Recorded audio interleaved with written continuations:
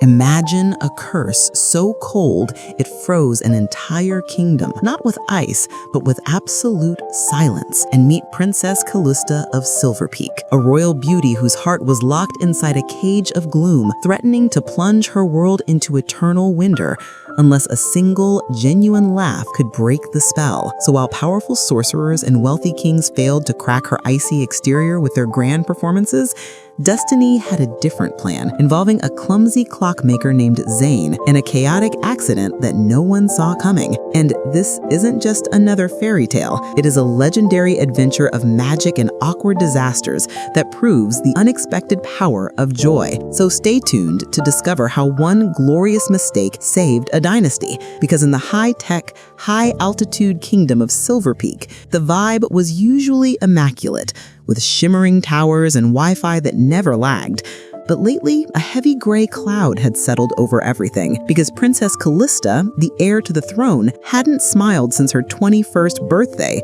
And it wasn't just that she was having a bad week or dealing with burnout. It was an ancient family curse that activated the moment she felt the crushing weight of having to be perfect for everyone else, turning her emotions into stone and threatening to freeze the entire kingdom in a literal, magical permafrost if she didn't find her joy again within 1 month. And her father, King Alaric, was stressing out big time, watching the royal thermometers drop day by day. So he did what any desperate dad with unlimited resources would do. He announced the Golden Gala, a massive month-long talent search broadcast to every corner of the land, promising the hand of the princess and a stake in the royal fortune to anyone who could break the silence and make Callista laugh just once, which naturally attracted every influencer, stand-up comedian, and attention-seeking prince from the neighboring states, all of them flocking to the palace with rehearsed skits and flashy costumes, desperate for their viral moment. But down in the dusty, gear-cluttered basement of the capital city lived Zane, a guy who definitely wasn't looking for fame. In fact,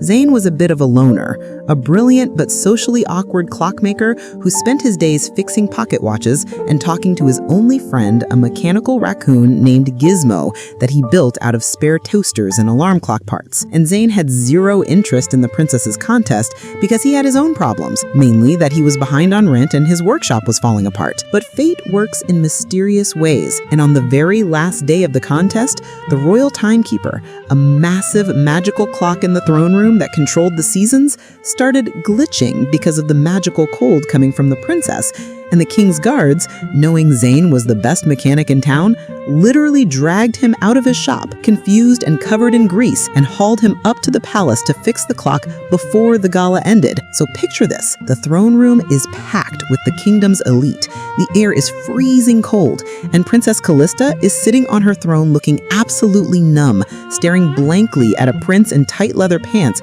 juggling flaming swords, who is trying way too hard to be cool. And honestly, it's painful to watch, and nobody is laughing, especially not Callista, whose eyes look like they are checking out of reality. And right in the middle of this high-pressure situation, the guards shove Zane through the side door, holding his toolbox and his mechanical raccoon, Gizmo, who is currently malfunctioning and making a sound like a dying blender. And the king signals for the juggler to stop and points at the giant clock behind the throne, shouting at Zane to fix it immediately because time is literally running out. And Zane, who has never been in front of a crowd this size, feels his anxiety spike through the roof, his hands shaking as he climbs the ladder up the massive clock face, trying to ignore the hundreds of eyes staring at his patched-up overalls. And as he starts tinkering with the gears, trying to be professional, the silence in the room is so heavy you could cut it with a knife, making every click of his wrench sound like a gunshot. But here is where the magic of the awkward disaster begins, because Zane's mechanical raccoon, Gizmo,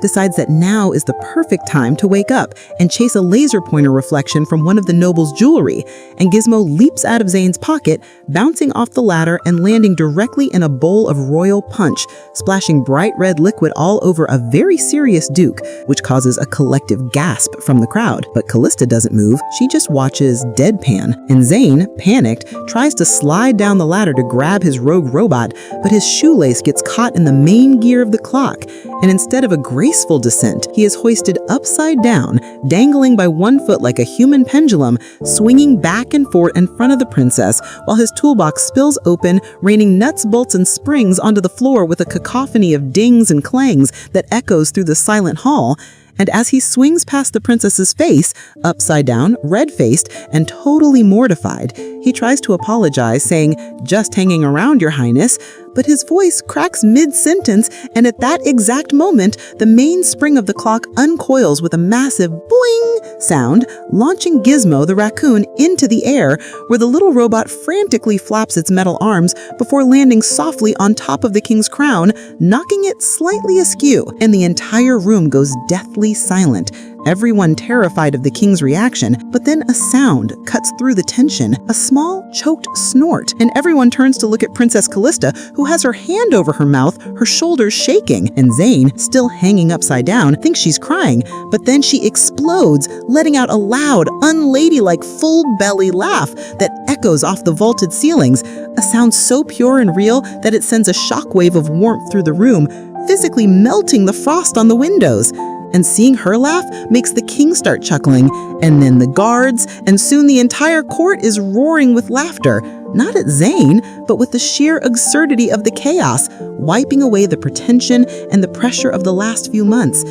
And as Callista laughs, the color returns to her cheeks, the great cloud over the kingdom evaporates, and the sun bursts through the stained glass windows, hitting Zane, who is finally cut down by the guards, looking like a disheveled hero. And Callista walks down from her throne, wiping tears of mirth from her eyes, and tells Zane that in a world full of people trying to be perfect, he was the first person brave enough to just be a complete disaster, and that was the most beautiful thing she had ever seen. And they didn't get married right away, because that's moving too fast, but they started hanging out, fixing clocks and building robots together, proving that you don't need a fairy tale prince to save you. Sometimes you just need a clumsy nerd and a broken raccoon to remind you that life is messy, and that is okay.